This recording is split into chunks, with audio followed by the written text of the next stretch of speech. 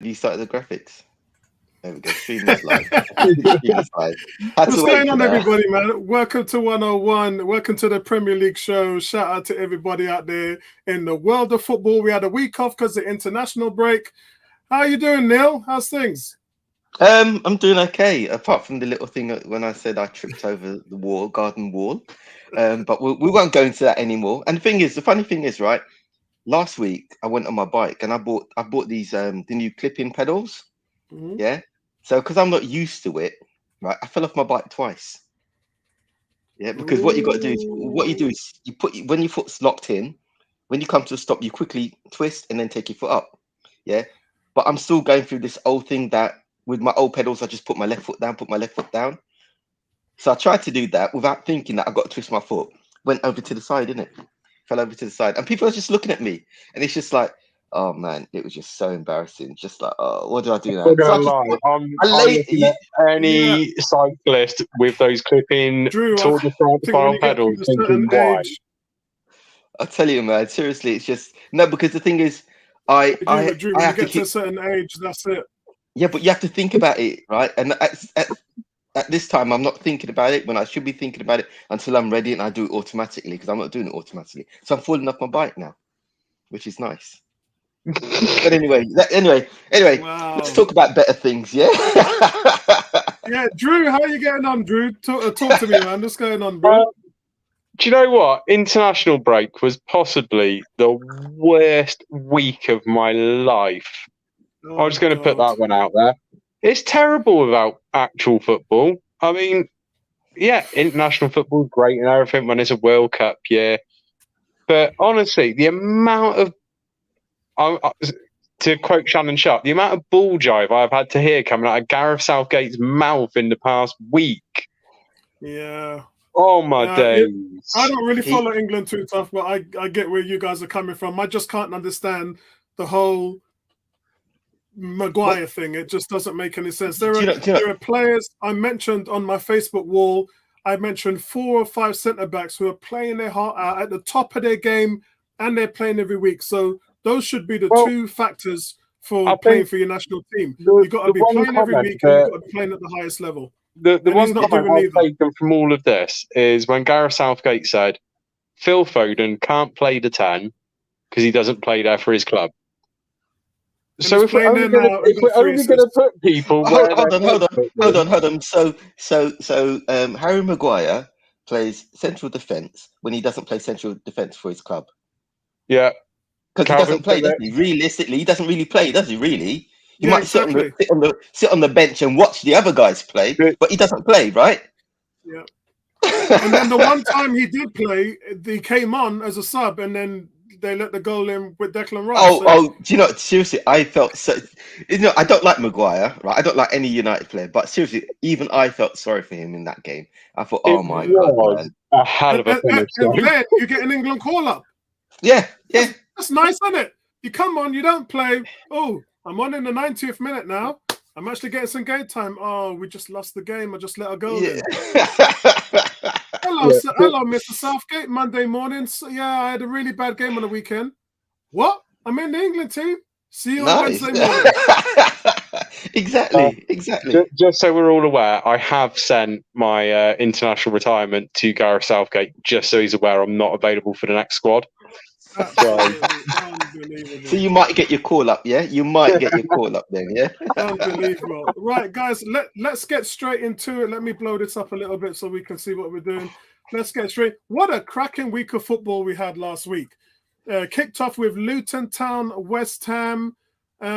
Pretty much gone with the form guide on that one, but it was closer than we give it credit for, really. Luton actually played well. I actually thought, to be honest, any decent team they go against, they are just going to get trounced. But no, they put up a good fight against West Ham. And it was we were in the 84th minute, and it was still just 1-0 to West Ham. So there was a lot that could have happened there. Exactly, they did well. They did really well. But I think the main thing they're missing is they don't have anyone that can consistently put the ball in the back of the net. But they're a good team. I think they're missing things from all over the pitch now at the moment, if I'm honest. I mean, what's the guy's name? is it Doherty or Doohy? He had a good game. Yeah. Burke didn't play too bad. Morris played okay, but apart from that, yeah. The thing is, like, teams down that end, if you've got a striker, you got a chance. Luton don't have a striker, and that's well Brown's not too bad, but he's not Premiership material. Yeah, that's the thing. He's more Championship material. He's not ready for the Premiership Yeah. up front. And the thing is, they can't. They struggle to get the ball to him anyway. It's one of those. Oh, you gone quiet, Apollo. We missed what you said. What did you just say? No, I was saying that it's one of those things where you just think to yourself, what else do I have to do, Darren Southgate, to play for England? I'm balling out every week, and we've got a number of players that are doing that, and you're still not picking me. And I think in this game, you look at someone like Ward-Prowse, yeah, which has probably got to go down as one of the top 3 signings of the summer. He comes in and has a blinding game for West Ham. It's probably as good as they were when they lost Declan Rice, is as great as they're feeling about Ward-Prowse. He's absolutely transformed that midfield. He really has. The thing is, the players they've managed to bring in with the Declan Rice money, they're now a better team than what they were with Declan Rice. Exactly. It's hard to say because they're going to miss him defensively. No, they're definitely gonna miss Rice. But what you got to remember is that these guys they're all now stepping up. So roles that the way they played with Declan Rice and the way they let him, well, he led the team basically. They're all picking up their fair share. So I think, to be honest, on the whole, West Ham are going to be better this season. I think they'll be better this season without Declan Rice than with Declan Rice, because they're a stronger overall squad. Yeah. Because they were relying too much on him. I mean, Jared Bowen stepped up. He seems like he stepped up quite a lot now, right? And realistically, he hasn't stepped up any more than he did last season. Yeah, it's just that Rice is not there, so they've all got to take their fair share now of work.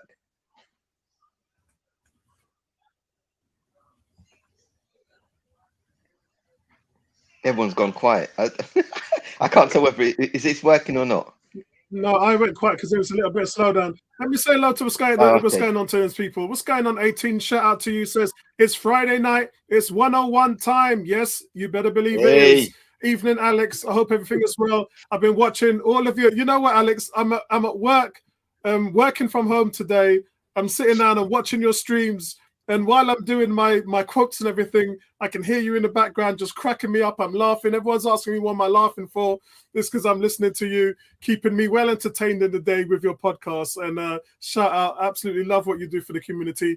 Cam says, what's good, Alex? Wonder what Ward-Prowse thinks of being left out of the England squad while Calvin Phillips gets selected despite never playing. I think this is the problem. Can I just weigh in on that one? I'm a City fan, and I do not understand how Calvin Phillips is near the England team, because A, he hasn't been fit for about 50% of the time he's been at City. Mm-hmm. B, he's had such a big step backward since going to City. It's a rare thing for a footballer to actually take a backward step at City. Yeah, but when he does play, he's gone backwards on where he was at Leeds. Yeah, but Southgate obviously has his favourite. Southgate has turned into the England manager that put me off England, full stop. I didn't really follow England because all the managers that we had, they would pick their favourites. Even if their favourites were injured or something was wrong or they were off form, they'd still pick these guys, yeah?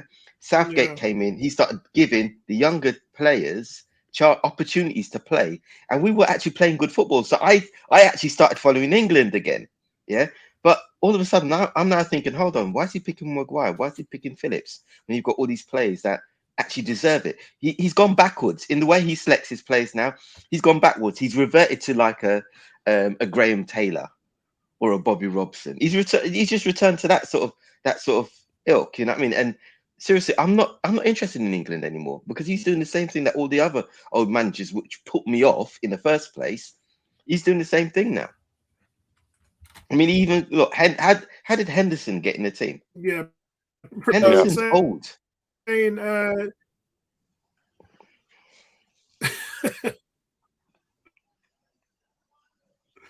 Person says, good evening, Apollo and guests. Yeah, good evening to you, bro. Hope you're doing well.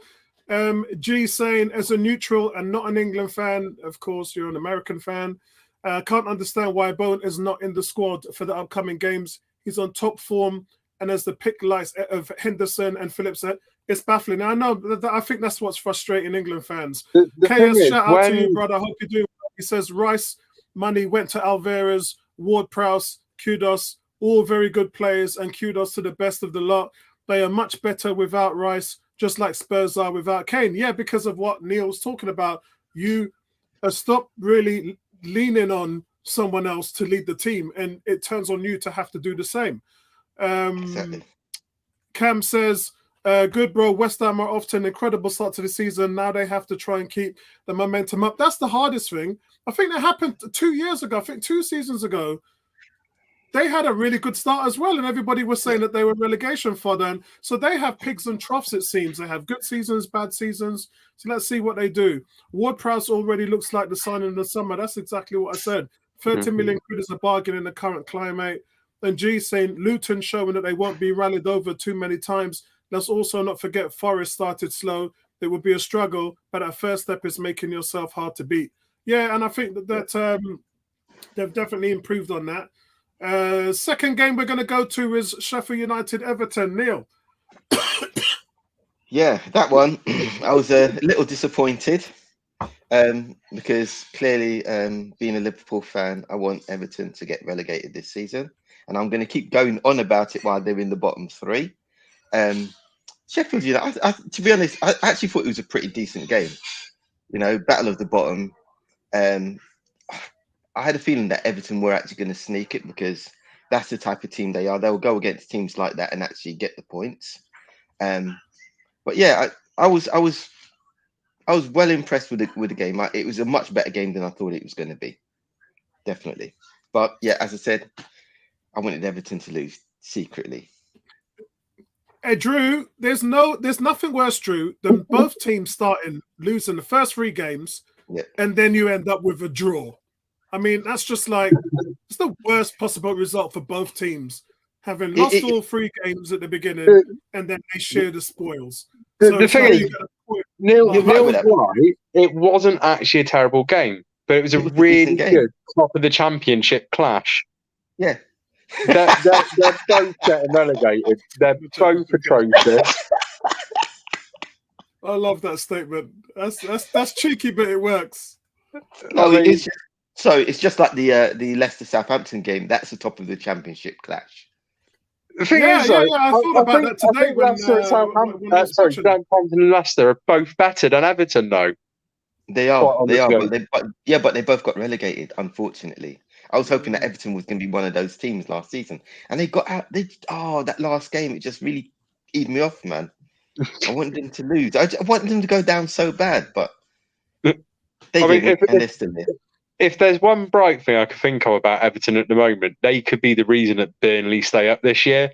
So, that's the thing. Okay, so while we're talking about these teams, who do you think is going to stay up out of those? Because I mean, Sheffield United, Luton are definitely going back down. Luton and Sheffield United are going down. Do you know? I'm not sure about Sheffield United. I'm hoping it's Everton. I think I'm going Everton, Luton, and Burnley. Yeah. I'm leaving this show right now because you've just sworn at me. Yeah, I know. I'm trying to look at because I haven't seen anything from them. If I'm honest. No, they're goddamn awful. But I just think there's 3 teams that are actually even worse. Yeah. So who might that be then? It would be out of Sheffield United, Everton, and Luton. So what you're hoping for is for Everton Burnley to as well. carry on having a stinker. None of those teams started great. I will be honest. All 4 of them will end up with less points than what you would have needed last year to get relegated. All 4 of them are going to.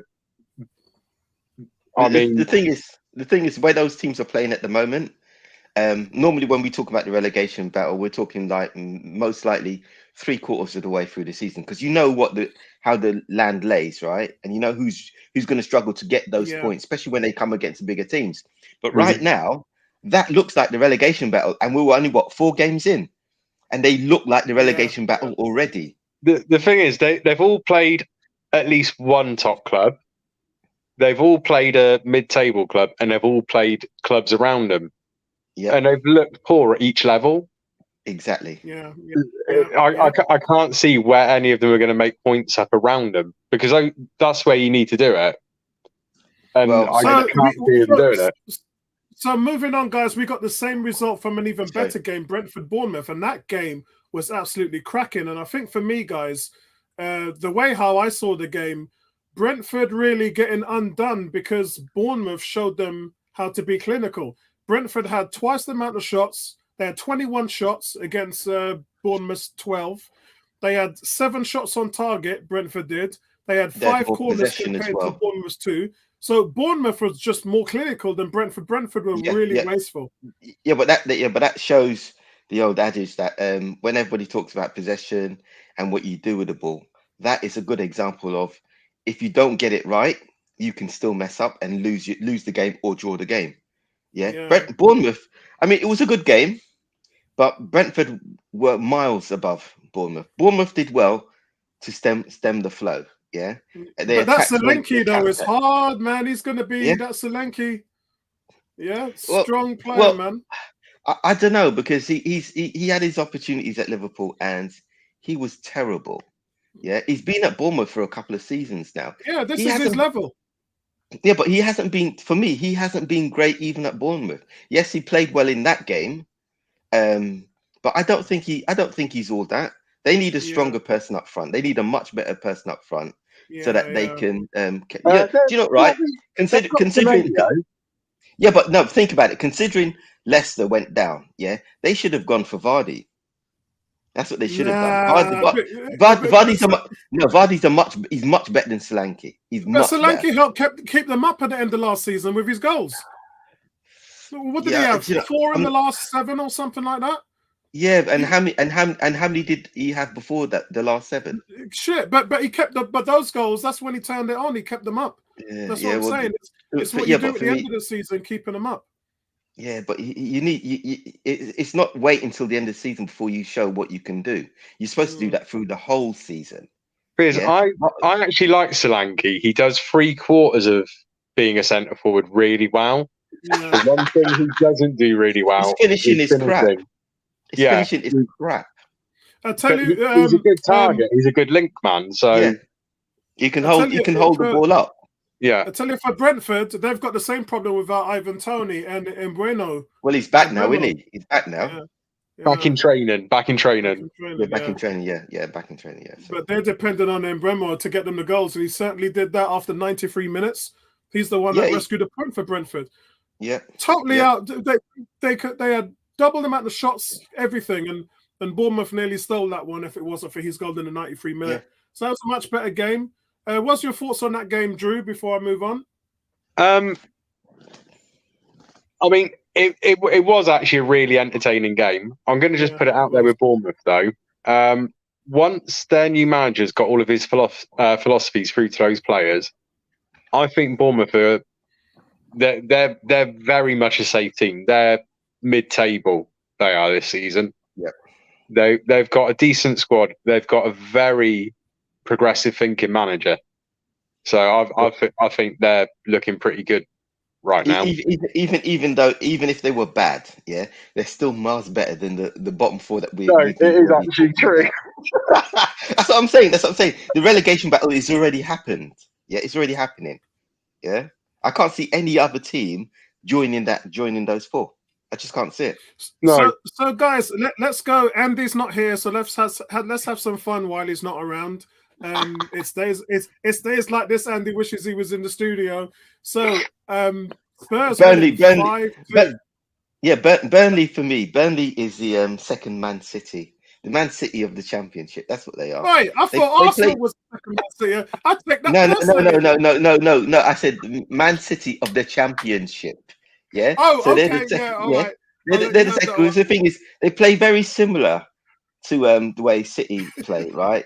But the thing is, they haven't actually but they haven't actually got the players. Yeah, they play similar, but their players aren't strong enough, and it's fine for the Championship. You can look really good in the Championship playing the way City do. If you can hold the ball possession wise, moving it forward, moving it from the back, great. Yeah, but then you can see that Burnley are clearly out of their depth playing that way.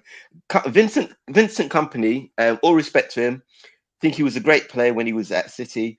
Bringing Burnley back in, great job doing that.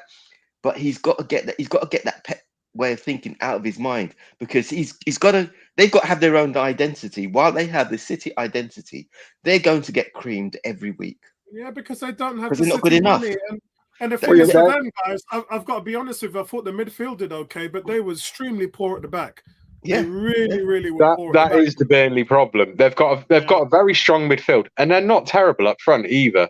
Yeah, but in front of Trafford, that back line is appalling. But the thing is, they can't play out from the back. They could do that in the Championship, but they cannot do that in the Prem. Yeah, they're just not good enough, and that's going to be their problem for the whole season. So, guys, what about Son getting a hat trick and Solomon with 2 assists? I mean, Andy. Think about it. Think about it. Right? They're playing Burnley. Yeah. How could he not get a hat trick? How could he not? You know, of all the teams that you're going to say he's definitely going to get a hat trick, it's going to be one of the bottom 4. Yeah. I'm not going to lie. It kind of reminded me of when I play football with my kids. Sunday football, yeah. Sunday football. I could score 5 past my eldest, but not being funny, he's 10. There you go. It's not so much of an achievement, really. Yeah, but I think for me, guys, the thing for me, what's transformed the team is Basuma and Maddison. I mean, Maddison every day. The midfield was their problem. Basuma's a Rolls Royce. We all know that. We've been saying that for a long time. And then Maddison, well, he's one of the better number 10s and creative players in the league. Can you imagine? Can you imagine, right? If Maddison was there and Kane were there. But that's what they were missing all this time. Exactly. I mean, he's not your Odegaard, De Bruyne level, but he's very close. Yeah, he'll get you 8-9 goals in a season, which is what you want from that position. He's going to get plenty of assists as well. Yeah, he is. His link-up play. Oh, he's. Do you know? He actually, to be honest, in the few games that he's played for Spurs, he actually looks better for Spurs than he did for Leicester. Yeah, he's actually surprising me. To be fair, he looks better at Spurs. He's probably saying to himself, "I wish I made this switch at the beginning of last season." When I've watched him this season, all I keep thinking is he kind of looks like the player that we thought Mason Mount was going to be a few years ago. Yeah. Before Mason Mount's huge regression started to happen. But the one thing what I thought we'd see from Mount, but Maddison's now fulfilling it. Right. So Maddison's been doing it every year, though, hasn't he? He's been getting the goals. He's been doing that at Leicester. Yeah. But what you also got to remember as well is that he's at a new team. Yeah, he has to impress. He's got a lot of pressure put on him, so he has to perform, right? So maybe we need to revisit this conversation of how good he is in maybe by Christmas time, because he would have had plenty of games, and we would see how he actually is. Because right now he's doing great, yeah, but he has to impress, and they all got to pick up the slack because Kane's not there anymore. Yeah, guys, someone who's not doing that great is Pochettino. Unbelievable, guys. Did any of us see this coming? Guys, I'm trying hard not to laugh here, but Chelsea were at home. I just need to point something out here. Now, out of solidarity to Dave, I actually said that Chelsea would win because I've picked Chelsea to lose every week this season so far. Yeah, and the one time you decided to go that against the one time I backed Chelsea to win.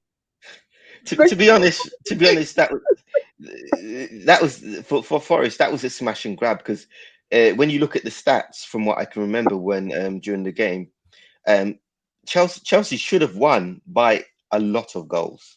Well, the thing they weren't creating clear enough chances was the thing.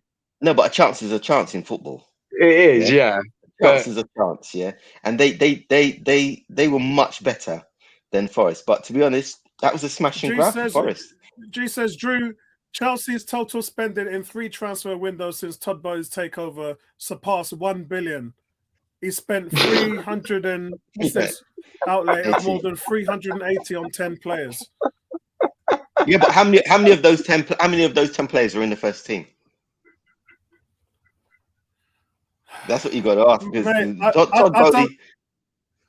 Todd Bowley thinks.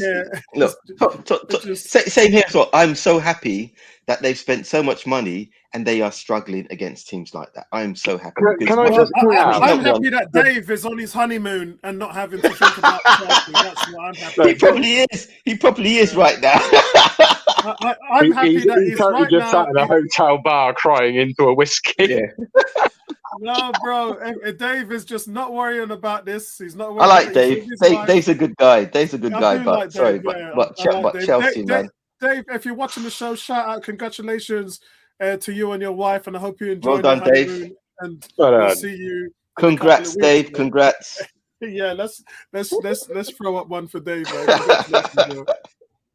I saw the pictures on his Facebook wall. Excellent, nice man. Yeah, but that game, seriously, I could watch that game over and over again and still not work out how Chelsea lost the game. They shouldn't have lost. I'm going to be honest though, they could still be playing that game now and Chelsea wouldn't have scored.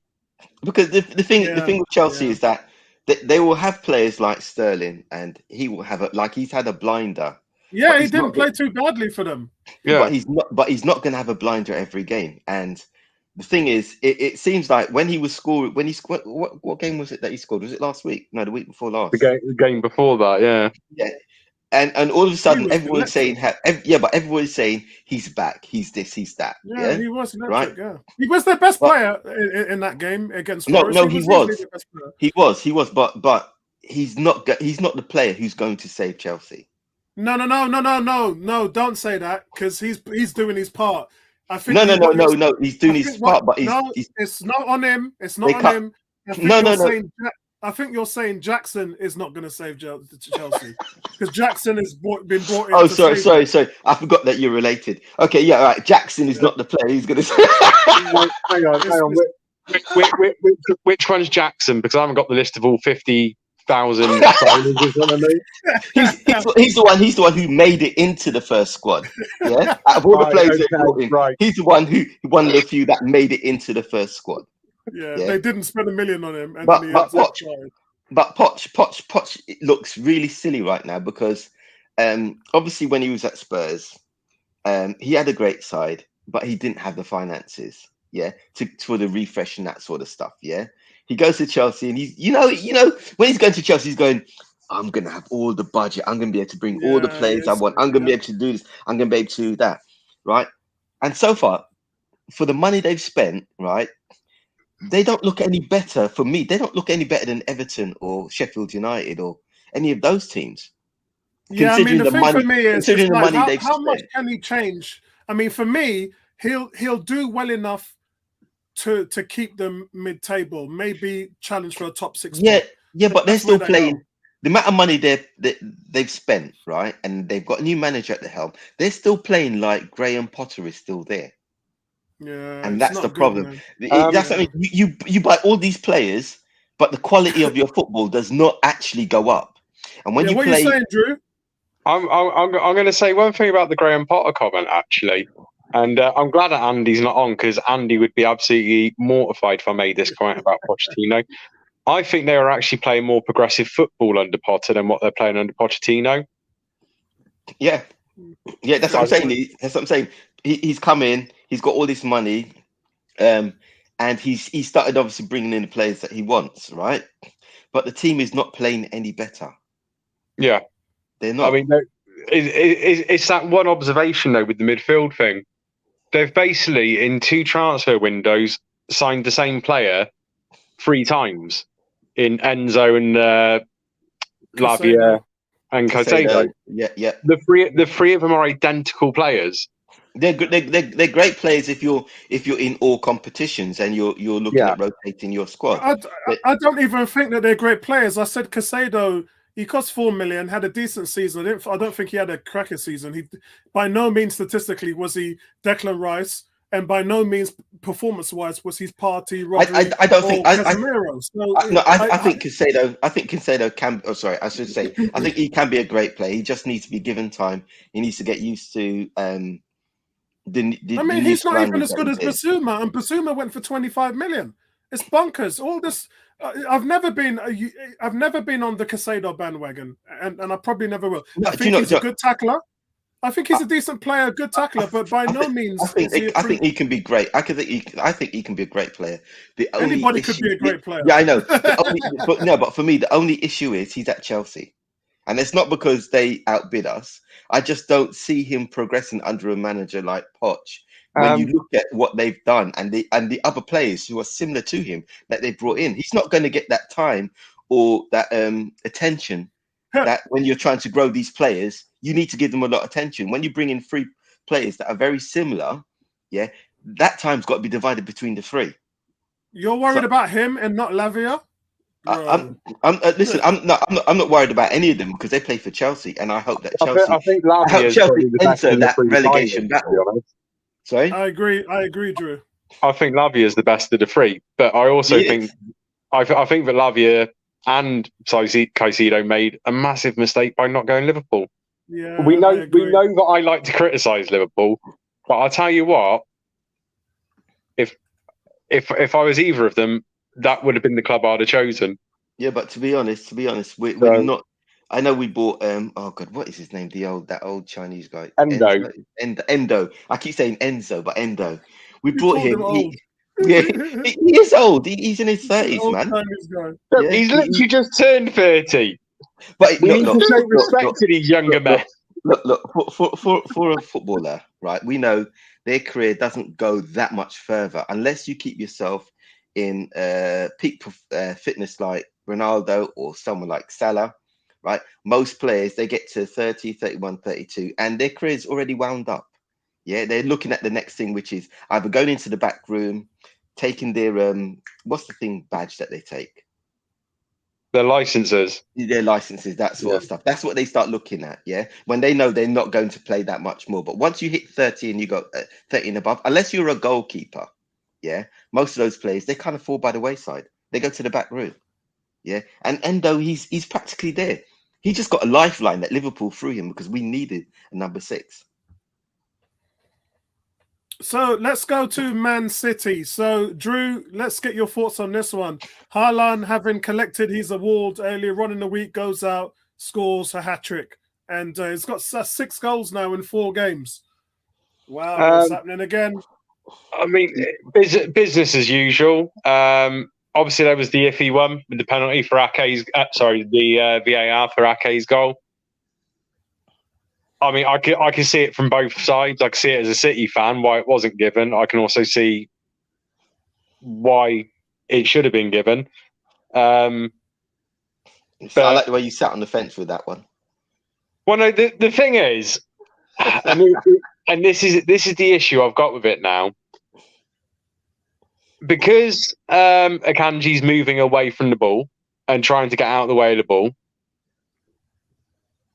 does that make him? Does it mean he's interfering with play? And I don't think it is. Yeah, but doesn't he stick his foot out? Doesn't he stick his foot out towards the ball? Yeah, because Bert Leno rushed up to the referee to indicate that he was being obstructed. He was obstructing Leno. The other thing is, though, if Bert Leno knows he's offside. No, but he still got to play to the whistle in the first place. Leno saw the ball coming all the way. Yeah, but come on, Drew. You know they have to play to the whistle. Yeah, he can't. Leno can't go. Oh, this man's offside. I'm going to wait for them to blow the whistle and not do anything. He's still got to go for the ball. If Leno has played to the whistle, then he hasn't been unsighted from the ball. Do you know, right? It's very difficult to say that he hasn't been unsighted because nobody actually. Only Leno. I can't even say that. Only he can say that because he was in that position and he was looking where he was looking. None of us were in that actual position. Well, he hasn't been unsighted. The ball's come from the opposite direction to where Akanji actually is. The ball comes from Leno's direction. Leno hasn't been unsighted.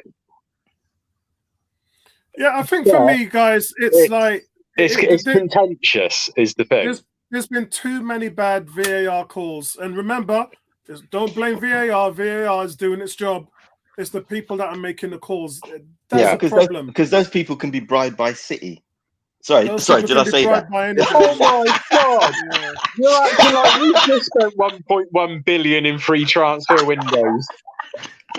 Yeah, it's crazy. I mean, they're getting it more wrong now than anything else, and I'm starting to see it every week. It's it's worrying. It's worrying, and I'm a big supporter. The major issue is when you get Howard Webb go on Sky Sports the following Monday night and go through contentious decisions. And he is right about the City one. He actually is. But then he'll go over another one and he's completely wrong about it. It's like... Do you know, my personal view when it comes to Howard Webb, whenever he goes on Sky Sports, right, he shouldn't be commenting on that because those are his boys. Yeah. So he's always going to be wrong because... in some instances, he's protecting his boys. In some instances, it's so blatant, obviously, he can't protect them. So he can't. What's the word? What's the word when you're trying to stay in the middle and make a fair decision? Neutral. He can't stay neutral. Yeah. And that's the problem. When you got someone, he's in charge of those guys. Yeah, that's his thing. Yeah, he's never going to be neutral. So bringing him on Sky, getting him to comment and explain makes no sense. Yeah, what's the other one? So guys, sorry, go on. No, I was just wanting to talk about our new teenage goal wonder now, which is Brighton winning 3-1 at Newcastle and Evan Ferguson's hat trick. Look, I'm not shocked. I'm not surprised. Because Brighton have always, when you consider the 7 players that they've sold of high quality and the amount of millions that they've got in for those players, they just keep bringing them off the. They just keep bringing them off the truck. They just keep bringing these guys off the truckload. Yeah, but Brighton have always done that though, and that's the thing. Yeah, always. Right? They're the new Brighton Southampton. They always have these players, and these players are great when they play for Brighton. And as soon as they go, everybody thinks, "Oh, they're going to struggle. They're going to struggle." And then they bring another sensation. They just have this knack of bringing in these guys who are going to keep them afloat in the Premiership easily. He's 18 years old. I know. I know he's 18 years old, but come on, man. He's playing like a don against Newcastle's defense, which people was struggling to score against last season. I'm going to be honest. He looks a bit special. Yeah. Oh, what do you mean by special, I genuinely have a lot of high hopes for him. Yeah. How long? The question is, how long will he stay at Brighton? Will he be there by the end of the season before Chelsea come and try and snap him up? Well, apparently he has an agreement with is it Bloom, the chairman at Brighton? Mm-hmm. He won't leave before summer of 26. Really? Yeah. So if someone like Chelsea came up with like 160 million, you think Brighton wouldn't get rid of him? I don't think Brighton would. And I don't think he would go there. I mean, he may not want to go there, but money, come on, man, money's money, right? I mean, right now, players would want to go to Chelsea just to get paid. They don't even care. Exactly, and that's what I'm saying. That's what I'm saying. So Chelsea have been doing that with the money, yeah. I think the most likely Premiership team to go in for him in the next 18 months will actually be City. Ooh, they don't need him though. They've got Haaland and Alvarez. Exactly. I know, but I can't. That's a weird one. I can't see Liverpool going for him. Not yet. No, they got their striker already. If Liverpool sell Salah in next transfer window, Liverpool will go in for him. I reckon. Ooh. You're hoping Salah goes in January transfer window. Do you know what? I just don't care if Liverpool want to keep shooting themselves in the foot financially with this one. Do you know what, right? I must admit, I got it wrong. I said Liverpool were going to challenge for the title. I got it hugely wrong. I just based on the way that they're playing, and they're not playing too badly now, but I just don't see them beating Man City. It's hard. It's hard to see anybody. Man City's not even in second gear yet. They haven't even left the garage, There's You- let's no, not still make packing that up the agree, boot. We got I agree with that. tomorrow. But what you got to remember is City every season City drop points that they shouldn't drop. Yeah, this And they're season not doing that. We're only 4 games in. Yeah, but they've lost their best creative player as well, and it's just but they're only 4 games in. Yeah, it doesn't mean they're not going to drop points. It sounds like you've already given up on. It sounds like you sound like an Arsenal fan who's already given up on the season. No, I've tipped us to win the title, mate. So you can't win the title if you're already saying City are going to win a title. You can't win it. Both of you can't win it. The context we were just talking about was Liverpool. I predicted that Liverpool was going to challenge for the title. We will challenge for the title. We will challenge for the title. They will. I think we will. I just don't think they will. But then again, I thought they were going to come out this year. Yeah. I thought they were going to come out and play complete dominant football, and on top of that, Salah wants to go. So his heart, even though he didn't make the transfer, for me, his heart doesn't look like he's in it. And I wouldn't be surprised if he's gone in the new year. The way he's playing, especially in the last game, I disagree with you. I don't know. Nobody knows because Salah hasn't actually come out and said he wants to leave, right? People are just making these assumptions, yeah? At the end of the day, he could have gone. At the end of the day, Liverpool could have taken the money, yeah? They've already showed him he's a very important player for this season. I don't know what's going to happen next season, at the end of the season, but this season, he's a very important player. Yeah. Look, why did Saudi come in for him so hard? I mean, they wouldn't have done that unless they knew that the player was interested in going to them. No. That's not necessarily true. What Saudi are trying to do, they're trying to get top players to come over to them so they can sell their football better. Yeah, they're trying to grow their brand. That's all they're trying to do. So that's why they're going for all the top players. Salah is one of the top players. Yeah, they didn't get him. They threw money at. He wasn't the only player that they were throwing money at. Yeah, they're saying that. Have we heard the De Bruyne story? Years. Right. So what you see, what you will find out is not just season, and it's not just Salah, right? Over the next few seasons, while they're growing their brand, they're going to be throwing ridiculous money at lots of players. Yeah, this ain't the end of it. Even if Salah does go, that won't be the end of it. They still will go for other top players, right? Well, have you guys actually seen the De Bruyne thing that came out during the week? No, what's that? No. De Bruyne talking to the Belgian media. He was offered off the books, not through City, 1.2 a week. For who? To go to Saudi Arabia. That's what I'm saying. But that's what I'm saying, Apollo. Yeah, this is not the end of it. Yeah, Salah's a big name because the reason why they liked him is because he's a great player, but he's also a Muslim. Yeah, that's great for their brand. That's brilliant for their brand if they can get a player like that. But he's not the only player. That's why they've been trying hard. Yeah. If they could have got Messi, Messi would be there. Remember, they've already got Ronaldo. Yeah. And he was considered one of the world's best, right? Why not get, if Messi didn't go to America, yeah, he'd be playing there now. So that's all they're doing. Well, he turned down Saudi Arabia though. Yeah, because for some players that was before they all went over there though. And when he turned them down, Drew, a trailer load of players like Ruben Neves and them not just packed up their bags and then went. Whoa, okay, this is a problem, man. Yeah, the thing is, it's about the money, and it's the money they're being offered. About the quality of the league for Messi. I think a lot of it had to do with. I just don't think Messi wanted the heat or the reputational damage it comes with Saudi Arabia. I think right. It's clearly about the money, right? But what we've got to remember as well, most footballers are millionaires. Yeah, most footballers, if they don't squander their money, they've got money to last them for the rest of their lives.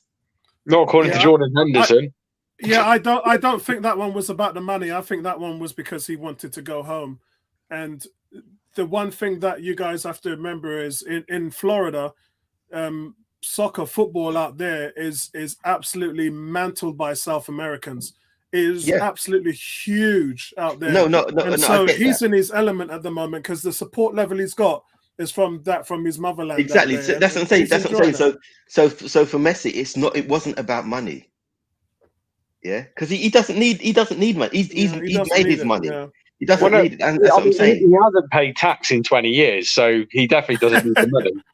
Well, whether he's paid his tax or not, right? The bottom line is he has the money. He doesn't need the money from Saudi, right? But then when you look at other players like Henderson, right? Did he really need the money? No. Did he take the money? Hell yes. He wasn't turning that down. And he's not the only player to go over there to take the money. He ain't the first, he won't be the last. With Exactly. Henderson is the way he came out and said, it sets my family up for life. Yeah, Mate, exactly. you've just been taking 150 grand out of the Northwest every week for 10 years. Do not talk about it in these ways. But guys, we'd probably do the same thing. Let's move on to Crystal Palace, Wolverhampton. 3-2 to Palace. But we'd probably do the same thing, guys.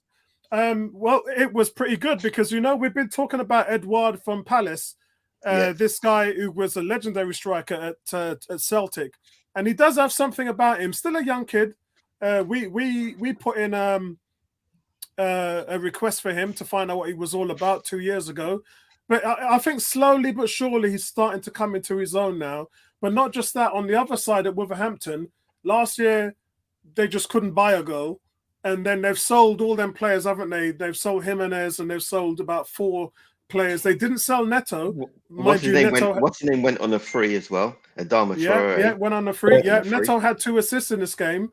And then the Chinese guy, He-Chan, the Asian guy, he's playing really. All right. Sorry, I did lie then. I kind of watched the game, but I didn't watch the game because what I was doing, I was naughtily streaming the Liverpool game on the laptop. So I had the TV on, but I was looking more at the laptop than the TV. Yeah, I mean, guys, that score sheet looks good when you see Edouard coming into his own and Eze, who's just killing it right now, man.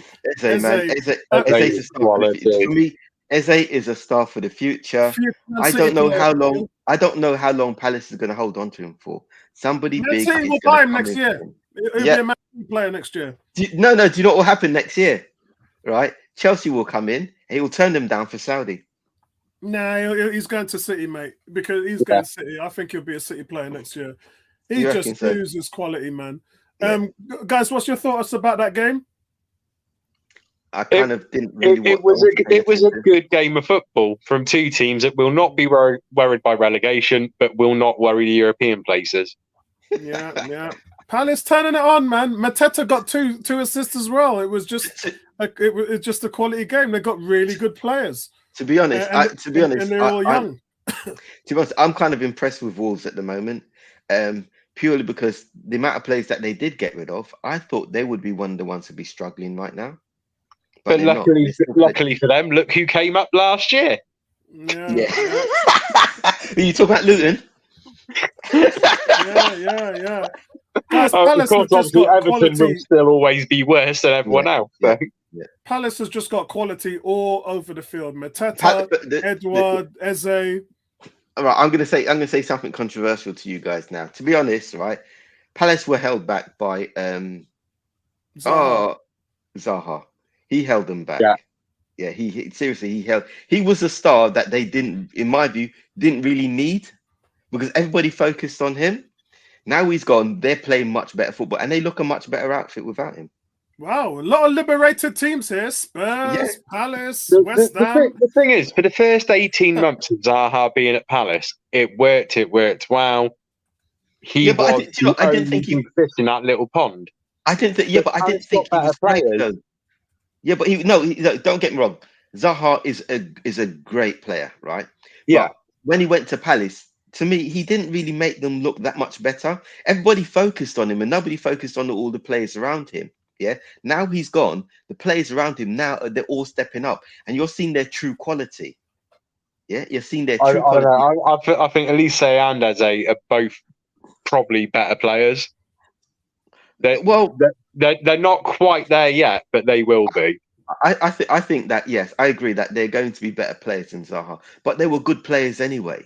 Yeah. But nobody. That's what I'm saying. Nobody you kind of look at them from the corner of your eye, but everyone's still focusing and the media's focusing on Zaha. Zaha. Everything's about Zaha. Now he's gone. To be honest, I didn't even notice when he went. Yeah, I actually forgot they'd sold him. exactly. And I forgot he had gone. But they stepped up. And then to go to Turkey, it would. I mean, Yeah. That's what surprised me is that at least you would have got paid if he went Saudi. At least you would have said, true. "All right, you know what? It's Let me true. clean up." But when he went to a league with no money. Yeah, that's what I mean. So when I heard that he was going to Turkey, I thought, hold on, is he leaving Palace? Yeah, that was the first thing I thought. I thought, hold on, where did that come from? Where did that come from? You know what I mean? All of a sudden, he's leaving. But so you know Liverpool guys. I mean, nobody was expecting this to happen. And you know what? Sorry, wait. Say what weren't you expecting to happen? The game. So I'll carry on. Throughout the summer, I've been saying that Unai Emery, I think he's a second-tier manager. He'll always be that guy who's the nearly guy. You know, you wouldn't, for him to get a top job, I don't think any team would be looking at him, because he's just going to be that guy who's just going to be the second-tier guy, the Europa Cup guy. He isn't going to challenge for a title. He isn't going to play major part in the Champions League. That's how I see him. And when you have games like this, you're expecting, you know, when you see Eddie Howe just turn the volume up in a big game at a big occasion, and you think, wow, you know, look at that result from Newcastle. I don't see that with Villa. I don't see that with Villa. Yeah, but he's at Villa. He's at Villa. He doesn't. So Eddie Howe's at Newcastle. What's the difference? There's no difference. Yeah, no, Newcastle's a much better outfit than Villa. No, they're not. They was as bad as anything until when Eddie Howe came in. They were finishing 14th and 15th. Yeah, but if you look at them now, I think Newcastle actually had a better foundation of squad than what Villa had. Yeah, guys, if you're looking at a top manager right now, and you want them to take over a mid-table team, you've got to be saying, and this would be me as an owner, I'll be saying, look what's happened at Newcastle. Look what's happened at Brighton. That's what I want you to do. And I'll give you all the backing and trust, and I'll give you finances so you can get your own players in. But the result I want to be in that top 6-7 race. And I just don't think he can do that. I just don't think. And Villa's got a whole heap of money. They have some rich owners. He managed to get them to recover after Steven Gerrard nearly destroyed their chances of staying there. Exactly. That's what I'm saying. He's done. You know, he's done well since he's been there. He's done well with them. I mean, they're not a team that's going to be fighting for the top positions, right? Even before he got there, that's what people were saying last season when we talked to, like, you know, a couple of people on this podcast as well. They were saying, "Oh, he's going to take him into the top 6." And I can't see it. I said, I can't see it. I said to Tony, Andy, I can't see it. No, I can't see him doing that, because we're talking about Aston Villa. They haven't got the players to do that. They haven't got the depth in the squad. Yeah, if he had, for me, it's not about them. It's about Emery. Yeah, for me, it's about Emery. Yeah, but you've also got to have the depth in the squad. You've got to have these great players to be able to take a team from mid-table to the top 6. You've got to look at Brighton. Brighton. I'm not sure if they'll be top 6, but they're going to be thereabouts. Yeah, but they've sold off all their players. Yeah, they've sold off. Yeah, but come on, look at the results they're getting. Yeah, they're still bringing in stars, and that's what I'm saying. So you just made my example for me. This is what I'm expecting from Unai Emery. He's been bringing quality players in. He's been bringing pure quality players. I mean, the big difference is that the players at Brighton bring in, that's through a scouting network. Yeah, but what you've also got to remember is that their scouting network Villa's is not in the same league as Brighton's. Yeah, you can bring great players in, but if those players don't gel, if you haven't done your homework to make sure that these guys can gel into your team and play the way you want them to play, you're wasting your money on those players. Because not every player goes into a team and plays on the manager for me. Then, you know, you got Torres in there. You got Musa Diaby. You got Yeah, but Zanoli in there. yeah, but You got did he Lenglet in there. You got Yuri Tielemans in. There's a lot of quality. Yeah, but did he bring those players in, in, or have they got? I don't know. I don't know with Villa. Do they have a sporting director that actually brings the players in? Yeah, I don't care about all of that. I'm talking about the manager. I really don't care. Yeah, but because a lot of people are just really bitter about Emery, aren't they? No, it's not. It's expectations, Drew, because he's done so much with so little elsewhere. So all right. You could that's the say expectations. Okay. So Sean Dyche, before Burnley got relegated, he did a lot with Burnley. Yeah, he kept them in this. He considering who they were, he kept them in the league, right, season after season. And the one season they went down. Yeah, he's gone to Everton, who's a much better outfit. They're no better. They're not playing any better right now. Yeah, it's about the team that you've got, not just the manager. I don't agree with that because Sean Dyche has never won 10 trophies. Unai Emery's won 10 trophies, including 4. I would actually argue that what Sean Dyche has done in management is probably more impressive than anything Unai Emery's ever actually done. Really? And I'm a big Emery fan. Over 10 major trophies? Nah, come on. Keeping that Burnley team with the underfunding that they had for so long in the Premier League. Unai Emery won 10 major trophies, bro. Sevilla, Villarreal. He's won 10 major trophies. I'm not willing to consider the second tier European competition a major trophy. Okay. We're having that conversation. Well. Okay. So Drew, that depends on the teams that are winning it. Yeah. If those teams aren't teams that are going to be winning their domestic leagues, right, and their domestic cups, but they win that, right, that's a major coup. So those are big competitions. It just depends on what team. It depends on what team you're talking about. Been amongst the top 4 teams in Spain up until they got brought by Everton's next owners. 777. Yeah. Yeah. Well. Let's say no more about 777, and let's hope that they do buy Everton, and let's hope that they send Everton into their championship. Well, so if they do, Everton will be out of business by Christmas. So. So overall, Neil, you must be really happy with the result because Dominic, and I'm not going to pronounce his surname because I can't. I can't say his name. I just called him by the first name. Dominic. Yeah, it is. I just called him by the first name. Sablovlev, whatever his name is, Dominic. I say Dom. I haven't had a drink today. Shabozlai. There you go. There you go. That's it, Shabozlai. I can't even say it. And look. That's how far. That's how much drink I've got left, right? I can't even say his name. God. Yeah, but he's Dominic, right, or Dom, right? He's It's a lot easier to say if it's a shorter name, right? Yeah. Drew was right. It's a lot easier to say if you've had a few drinks. It is. Now, okay, so I think that he is definitely one of our players to watch this season. Well, the next few seasons. He's already started transforming that midfield. Yeah, with the way his link-up play, the way he finds players out. He's still got a lot to learn.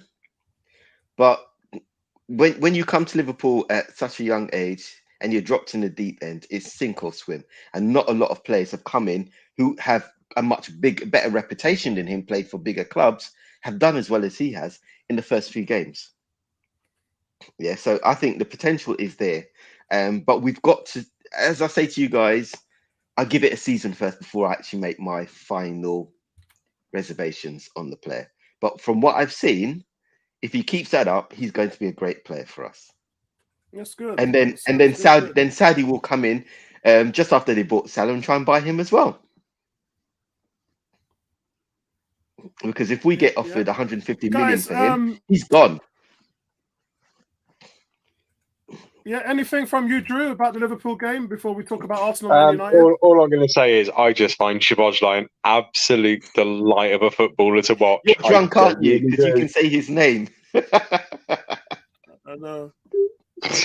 No, he is a phenomenal footballer. I thought McAllister was going to be the better of the 2 signings. So far, Shabozlai looks the better player. I think McAllister will over time. He'll be. He will, yeah. He just needs to find his place in that squad. Yeah. Which he will, inevitably. But yeah, young Dom. he's a bit good, isn't he? So he's all right. Oh, Dom, he's all right. Oh, Dom. But it's a good way to spend £55 million if you're Liverpool, quite honestly. Well, it's a lot better than 150 for Caicedo, isn't it? So, guys, the last game is Arsenal versus Man United, and wow! All I can say on that game, was wow.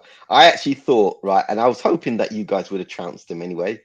But before you got your second goal, I actually thought that it was going to be a draw. The way you were playing, you dominated the game. The first half, you were the better side, but I just couldn't see you getting those games. And with United are jammy. They're just jammy. It doesn't matter how much possession they give away.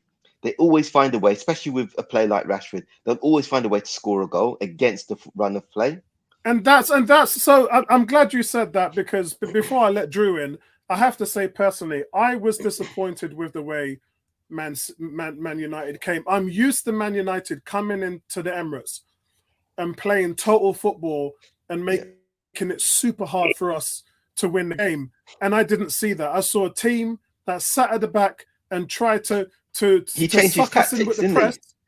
He tried to for that game. Suck us in with the press, because Onana is so good with the ball at his feet. He's going to give a lot of teams problems this year who are trying to press Man United. But if you sit off them, which Arteta decided to do in the second half, he saw what they were doing. He saw what Ten Hag was trying to pull off. And then he decided to sit off. And once we relaxed on the press and dropped our centre-backs back, they had nowhere to go. And it was like, I can't believe this is Man United. It was absolutely dreadful. He just tried a different tactic for United. Ten Hag tried a different set of tactics. And what made it worse was Arsenal had so much dominance in that game. Havertz missed a chance from the 6-yard line.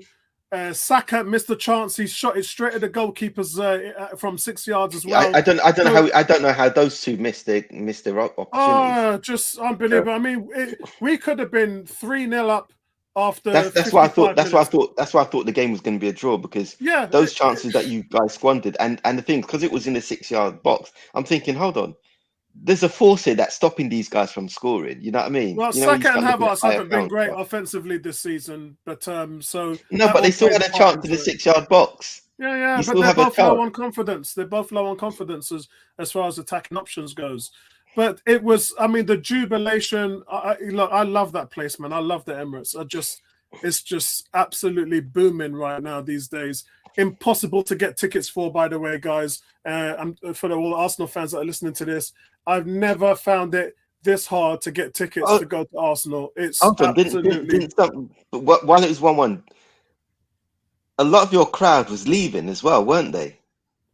I didn't see a lot leaving. I know. Sky showed fans leaving because they thought it was going to end 1-1. I mean, fans normally do that in general, especially in London, because the way how the transport. Yeah, but you pay your money. You pay your money, man. You pay your money to watch a game, man. I know two guys who leave, and one guy has a spinal issue, same as I do, and he can't stand up for more than 10 minutes.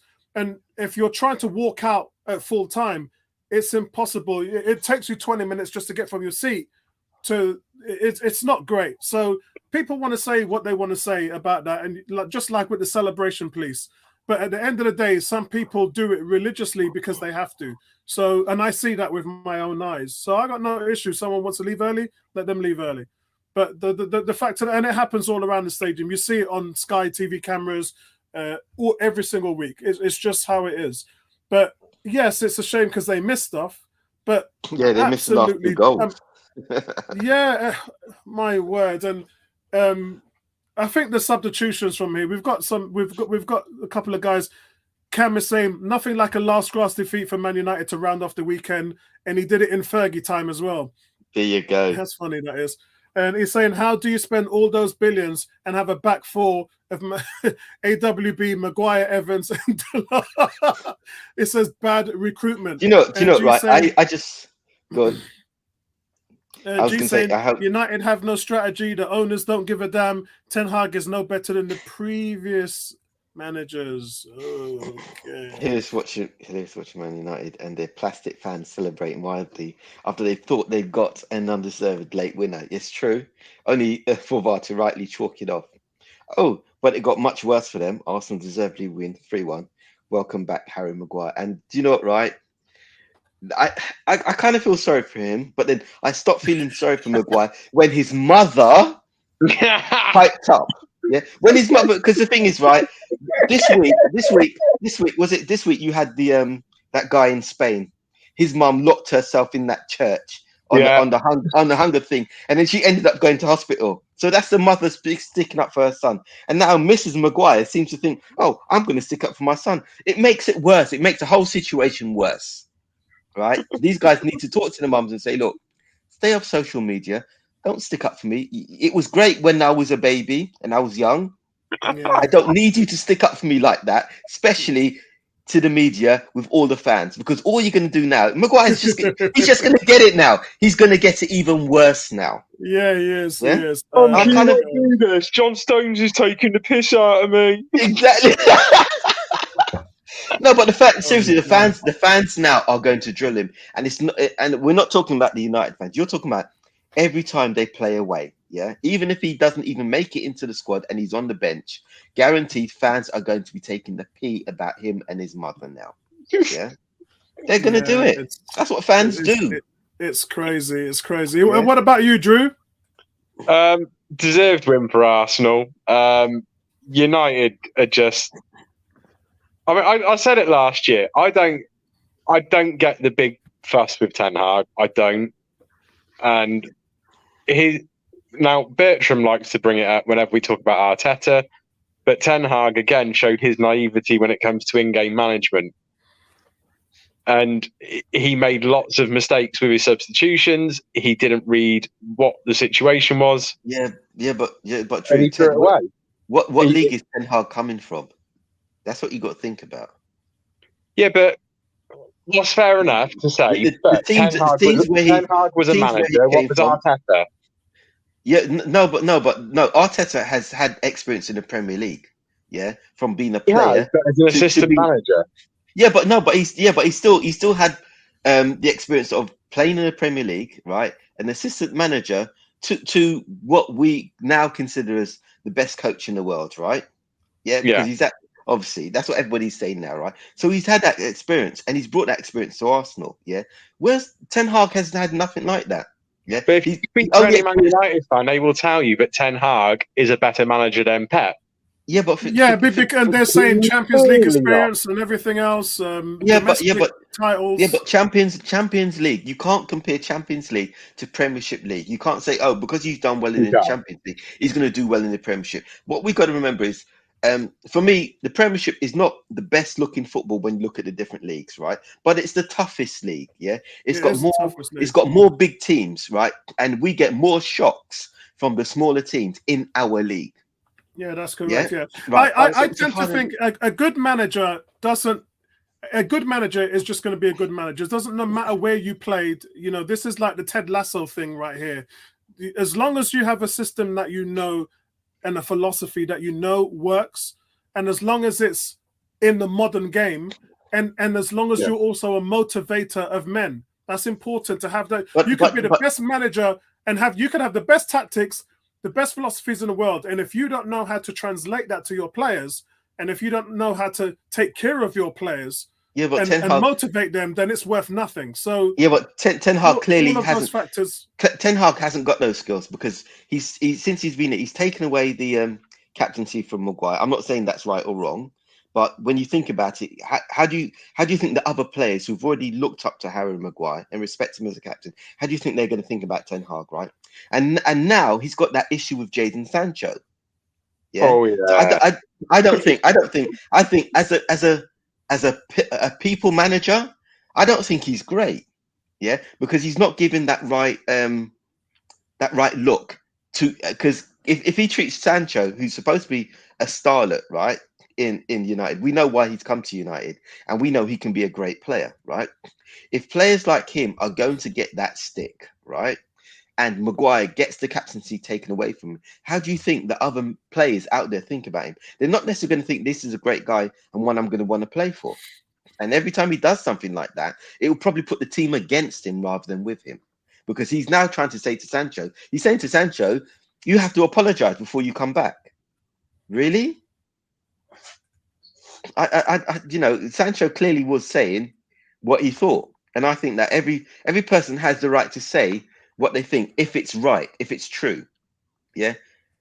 Ten Hag clearly didn't like the fact that he said that Sancho wasn't doing what he was supposed to be doing in training. Yeah. I don't really believe that but he had reasons for not picking him for the team, and we get that. We understand that as a manager, you have to make tough choices. But was that reason the right reason? Was that the truth that he actually told the press? I doubt it. So Sancho clearly went on social media and mentioned that, well, he's been doing everything he needs to be doing in training, and it runs deeper than that. Yeah, that's obviously put Ten Hag's nose out of joint, because now the truth might now be out. Yeah, it might be. But at the end of the day, Sancho has what has he scored? 8-9 goals since he's made us 76 million transfer there. I mean, that's on you as a player. You just haven't performed. It makes me laugh. Right. It makes me laugh. Like, he scored 8 or 9 goals for them in what, like 70 appearances or something like that. Pepe for Arsenal had 48 goals and assists in 68 starts, and people said that he was a flop. He had 16 goals in his first season. In all fairness, I've said both were shit all along, so I'm all right. Do you know when Sancho went to United, I thought that he was gonna be this great player. And clearly, any player that goes to United and flops, I'm happy.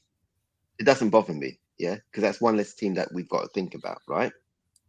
But at the same time, when you think about the player themselves rather than thinking about the team, a lot of these players, especially, and the thing is, the managers know they use social media, right? Because that's how they make their name. And they do lots of things outside of the football team using social media.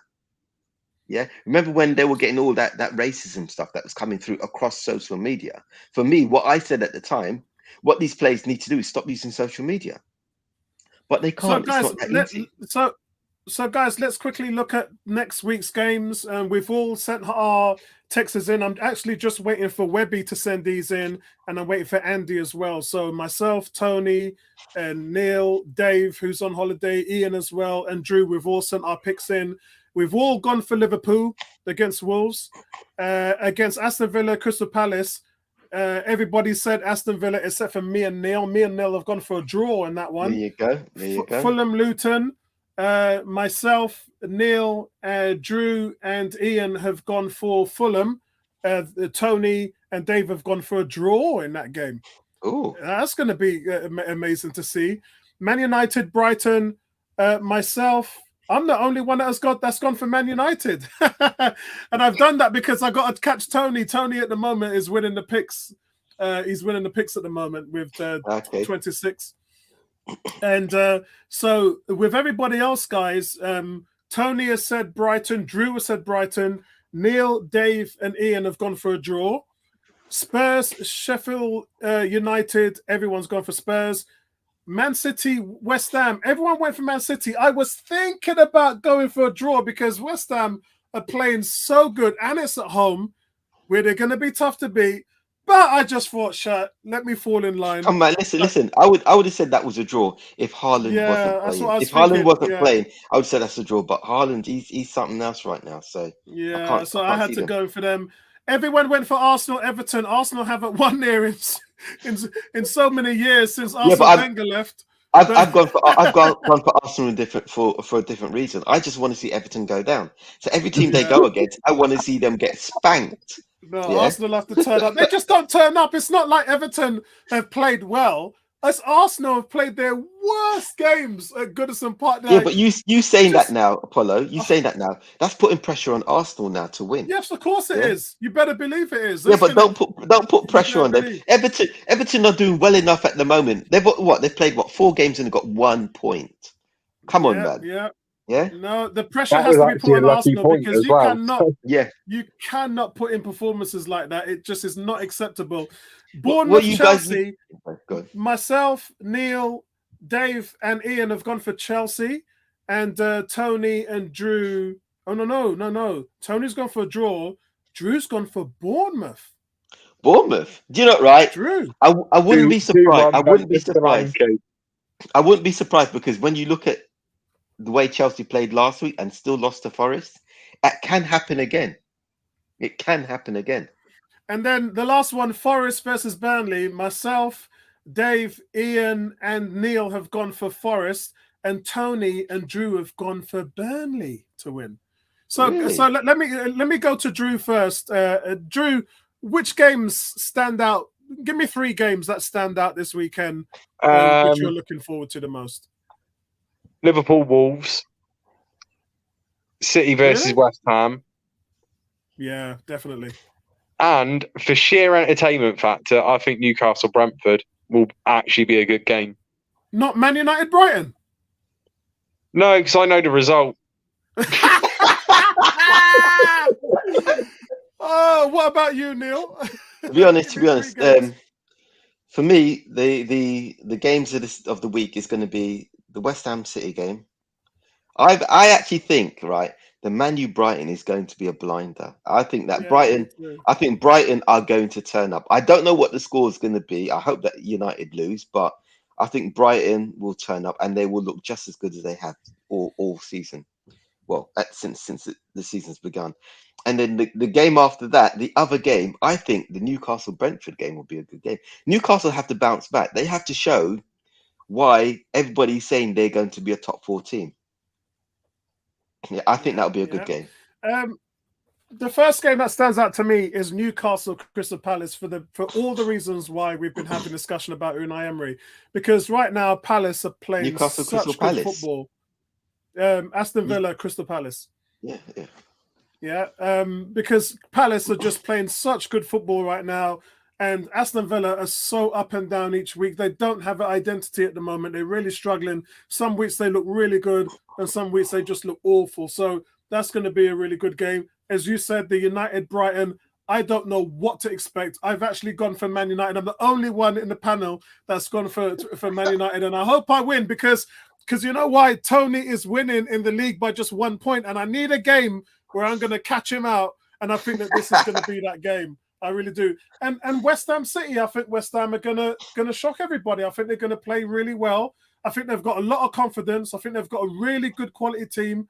If Paqueta gets going, Antonio's scoring goals now. Souček has been absolutely solid. Ward-Prowse, man. Watch Ward-Prowse. Ward-Prowse has been the problem is with Paqueta, though, you can't exactly bet on him. Yeah, really? He can bet on himself. Yeah. Who's the latest player? Who's a player at Forest that he was betting when he was 18, and he was betting on himself? Oh God! Can't remember his name now. There's a player at Forest, and his ban's been suspended, so he can still play at this moment in time. Oh, I don't know who that is. One of the games that he bet on, can't remember which team it was. He bet for himself to score a goal, and he only bet something like 25 pence. Yeah. KS is saying Brighton Man United. Yeah, look, guys, don't be surprised if that Man United Brighton game doesn't end up 3-3, or it's going to be high scoring. And I just need United to drop points. I just need them to drop points. That's all I want. It's going to put pressure on Ten Hag. Obviously, I've been looking at it from the whole perspective of, look, I made that stupid bet about teams finishing in the top 4 only being from up north. Well, Newcastle are already screwing me over, let's be honest. So I might as well just embrace Man United getting dicked at every opportunity now. So if Brighton absolutely want to smash them, I'm fine with it. All right. Yeah, KS, the Arsenal game's on Sunday. We're going to be doing a live watch along.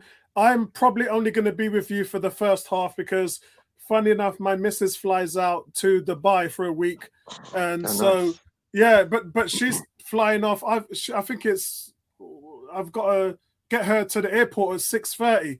So our game starts at 4:30. So I'm probably going to be leaving at halftime. Luckily, I might make it back for the after chat if the game will do the player rating. So I'm not even going to be on Sunday. I'm not even going to be able to see the Liverpool game tomorrow because my son's he's got a karate competition tomorrow. So I've got to go to so I'm going to be in Aldershot for the whole morning and probably a good part of the afternoon. So I'm going to miss the game. Excellent. And guys, I have to say, I wrote as a quiz for Friday night about 4 months ago for the summer. and we have not had a chance to do it yet. And I'm really waiting to get kind of more than 3 guys in here so I can make it a good bit of fun. I thought you were going to do it tonight. I was getting ready to fail tonight. Yeah, there's only 2 of you. So, and the thing is, it's better on an international week because then we don't really have to talk about much football. So, because it's going to take us quite a bit. There's like 30 questions. So, 30. Yeah. So I really want to get it where we've got quite a bit of guys in, and you want me to fail really badly. Just do 10 questions, yeah. It's about last season. By the time we get the quiz done, last season would be completely forgotten about. I've already forgotten about last season. We didn't finish in the top 4. It's forgotten. Trust me, it's forgotten. Oh man, guys. Right. Any last words from you, Neil? I hope you guys all do well over the weekend. Well, I don't hope City. I hope City actually gets smashed by West Ham. It's all right. You're not a competitor anyway this year, so. Ooh, all right. That's fighting words, mate. That's fighting words. Yeah. I hope you lot get dicked, as you put it, by West Ham. Yeah. This is the same time last year that they went up to Villa and had a 1-1 draw. I remember the game really well. Yep. I hope that I do hope that the Brighton Man U game is a barnstormer. I obviously want Brighton to win that game as well. Do you know, maybe 7-0. That's what I want to see. Right, Brighton 7, Man United 0. Well, we can't be the only ones to beat them 7-0, right? Yeah. Oh my God. What about you, Drew? Final thoughts from you? Yeah, think about it. It would be nice actually if Brighton absolutely decimate United. Could Evan Ferguson get 2 hat-tricks in a row? Can Matoma have another top quality game? Wow, I think I'm just going to change it. Actually, that's the highlight of the weekend. That game. Yeah, a lot of people that's why KS mentioned it. I mentioned it. I'm looking really because look, they've been in the papers. United's are in a mess, and if they heavily lose that one, I think his job's on the line. Martinez is carrying a slight knock as well. If he plays Maguire, yeah, they're definitely losing. So I hope Maguire's in the first 11. The thing is, though, and the last thing I'll say is, are we genuinely saying that Maguire is worse than Lindelof? He's got the turning circle of a barge, by the way. So, I mean, I just don't think Maguire's any good. I didn't think he was good in the first place for 18 minutes. No, I agree with you. No, I agree with you. But the thing is, the fact that he was a captain and he's had the captaincy taken away from him, right? Was it West Ham that was going in for him? Yeah. And he still turned around and said, look, I've lost my captaincy. I have no respect of the team or the manager, but I still want to fight for my position. And yet he's still not getting games. He's been brought on as a sub. Come on, Harry, man. Wake up, Harry. Wake up. Yeah. Lead the team. Johnny Evans is above you in the pecking order. Exactly. Johnny Evans came back. The man came back. Yeah, he come back. Could you imagine they're a top 6 team, guys? A top 4 actually, where they finished last year. Could you imagine Arsenal, Liverpool, Newcastle, or Manchester City buying Evans and Maguire? No. I mean, to be fair, we actually were in for Maguire a few years ago. Luckily, Man United got him. Dodge the bullet, mate. Absolute dodge the bullet. Yeah, all right, that's it from us, guys. I'm written the port. Guys, thanks for joining us tonight. I want you to have a wonderful weekend. Enjoy the football. It's going to be a lot of high-quality games here, and then we'll be right back with you. I'm just thinking, I hope it's Tony next week because I'll actually be away. My son, who's dropped his second single now, you can, if you go to my YouTube channel and click any of my videos, the description to his songs in the YouTube channel is in the descriptions below. So he's performing live next Friday. So I'm actually going to cheer him on. So I won't be around for the show next week, but hopefully Tony will. But I'll see you on Sunday at the watch along, guys. So have a great weekend, everybody. Peace out, man. Have a good one.